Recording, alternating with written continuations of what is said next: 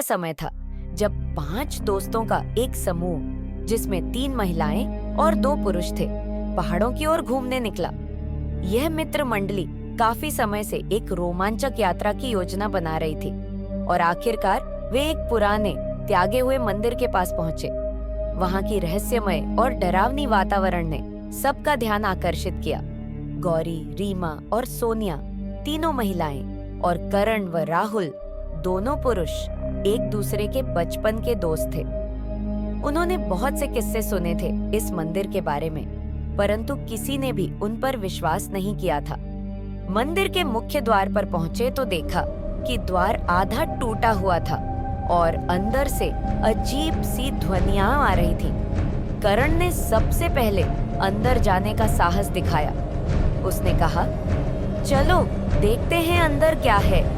जब सब अंदर पहुंचे तो वहां की वातावरण और भी अधिक भयावह लगने लगी। अचानक एक अद्भुत सुंदरी उनके सामने प्रकट हुई। उसकी आंखों में एक अजीब सी चमक थी और उसकी हंसी बेहद भयानक थी। वह यक्षिणी थी जिसका नाम मधुरिमा था।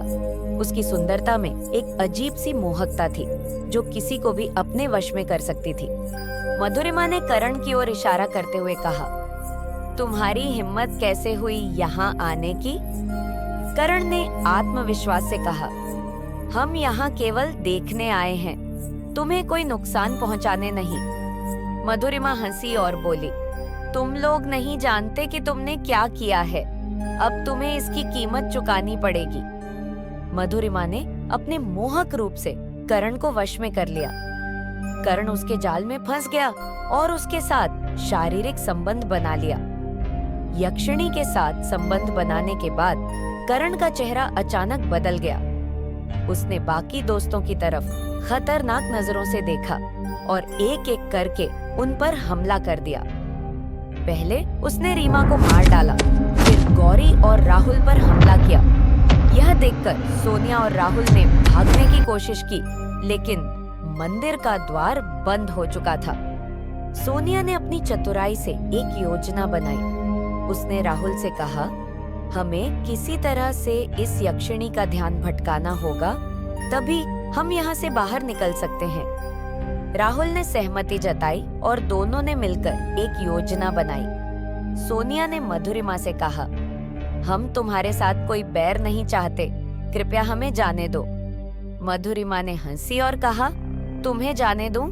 यह असंभव है। तुमने मेरे क्षेत्र में प्रवेश किया है, अब तुम्हें यहाँ मरना ही होगा।